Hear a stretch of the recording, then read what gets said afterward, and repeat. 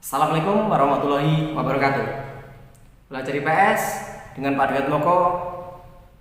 Pada kali ini kita belajar tentang redistribusi pendapatan. Namun sebelum itu kita berdoa dulu, meminta kepada Yang Maha Kuasa agar kita dimudahkan dalam belajar dan dimudahkan, dipahamkan dalam menerapkannya pada kehidupan sehari-hari. Berdoa menurut agama dan kepercayaan masing-masing. Dipersilakan.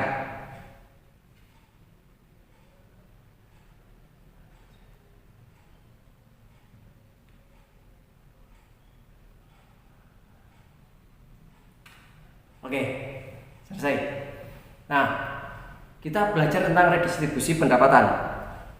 Namun sebelum kita lanjutkan, mari kita simak video berikut ini.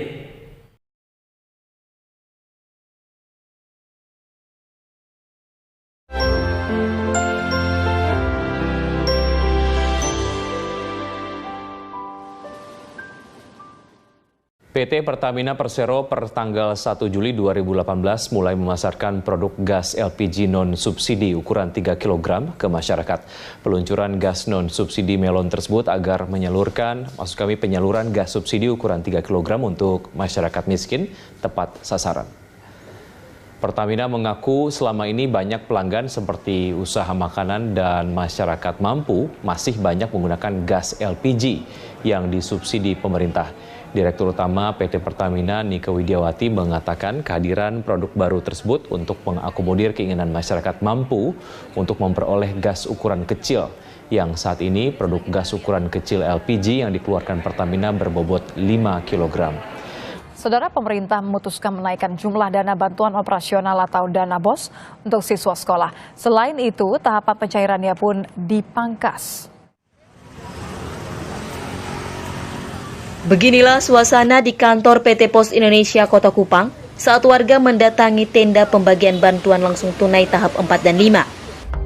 Bantuan dari negara asing mulai berdatangan. Negara Inggris menggelontorkan bantuan pertamanya sejumlah 2 juta pound sterling atau sekitar 39 miliar rupiah. Donasi ini dikirimkan langsung oleh Disaster Emergency Committee atau DEC untuk membantu korban gempa dan tsunami di Palu, Sulawesi Tengah.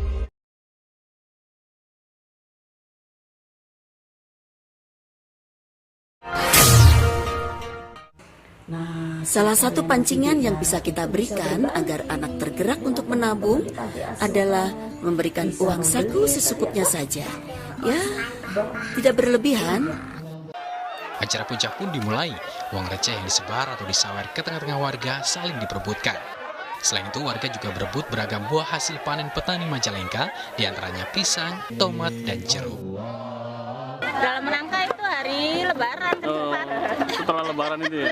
Dan sebagai syukuran ya Bu ya? Silaturahmi. Iya, sekalian.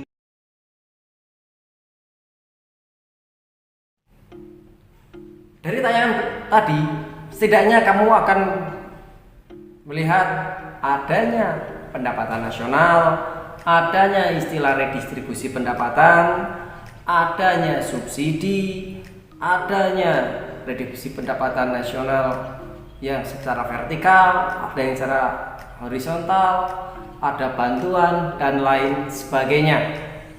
Oke, mari kita bahas satu persatu. Pendapatan nasional merupakan pendapatan negara, pendapatan pemerintah yang bersumber dari berbagai macam hal.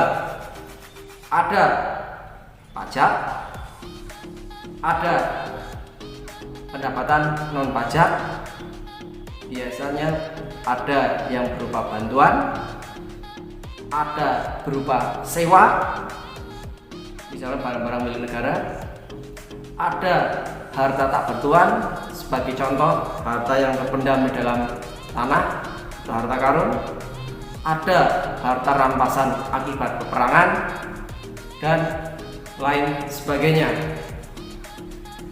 Adapun redistribusi pendapatan adalah usaha penyaluran kembali pendapatan-pendapatan yang ada dari golongan yang menengah ke atas kepada golongan menengah, atau golongan yang ada di bawahnya. Cara mudahnya, penyaluran kembali pendapatan dari pihak yang kaya kepada pihak yang miskin. Hal ini dapat ditempuh melalui dua jalan, yaitu secara vertikal ataupun secara horizontal. Secara vertikal berarti dari atas ke bawah, baik itu melalui mekanisme pemerintah lewat lembaga pemerintah ataupun langsung diberikan. Adapun yang horizontal berarti pada orang-orang yang secara status sosial sejajar, misalnya dalam satu keluarga atau satu masyarakat sosial yang kedudukannya, status sosialnya sama. Bagaimana yang vertikal? Yang vertikal yang melalui pemerintah melalui pajak. Sebagai contohnya, orang-orang yang kedudukannya lebih tinggi, lebih kaya secara finansial, secara ekonomi, maka pajaknya juga jauh lebih tinggi. Pajak inilah kemudian dikelola oleh pemerintah untuk disebarkan dalam bentuk redistribusi pendapatan. Redistribusi ini dapat berupa subsidi, dapat berupa bantuan. Sebagai contoh untuk yang subsidi, mungkin kamu mengenal adanya program Indonesia Pintar atau PIP dengan kartunya KIP.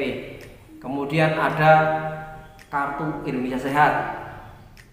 Loh, mungkin akan bertanya, itu ada juga iurannya? Betul. Tapi dibandingkan antara iuran dengan pengobatan, tentu lebih mahal pengobatannya. Dapat dari mana? Salah satunya adalah subsidi silang. Ini adalah distribusi pendapatan. Kemudian ada pula bantuan operasional sekolah, BOS, yang memangkas kebutuhan pendidikan sehingga siswa tidak terbebani dengan biaya pendidikan yang cukup tinggi. Selanjutnya ada bantuan langsung tunai. Ada pula kredit usaha rakyat yang tujuannya untuk membangkitkan usaha rakyat agar lebih maju.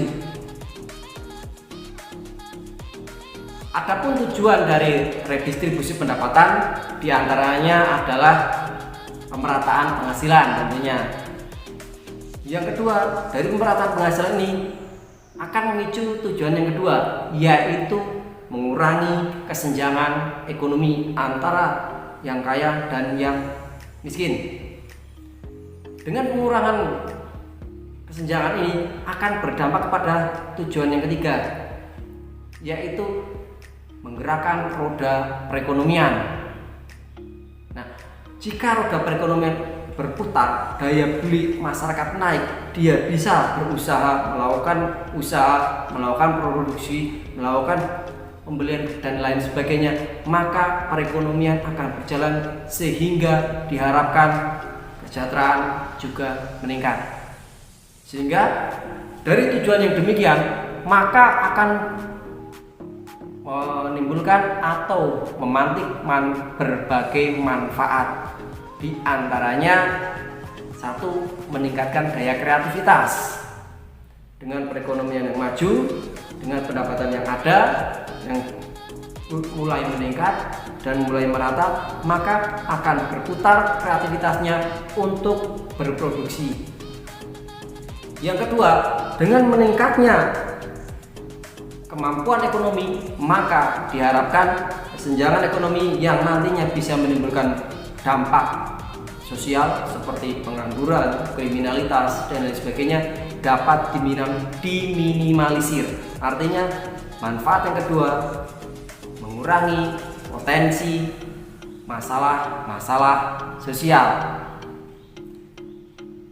Manfaat yang ketiga dari redistribusi pendapatan adalah meningkatnya pendapatan masyarakat sehingga turut mengangkat pendapatan per kapita atau pendapatan nasional. Ingat, pendapatan nasional juga dihitung dari pendapatan per kapita masyarakat yang ada di dalamnya. Nah, dari penjelasan yang di atas, saya yakin kalian masih banyak keinginan tahuan yang luar biasa. Terus sekali berbagai macam sumber-sumber pembelajaran yang lain, sumber-sumber belajar yang lain, sehingga pengetahuan kalian dapat semakin meningkat. Jangan lupa, seperti biasa, untuk melatih kemampuan, meningkatkan kemampuan kalian, ada latihan yang bisa dikerjakan. Tetap semangat, tetap sehat, rajin beribadah, sukses bersama kita. Wassalamualaikum warahmatullahi wabarakatuh.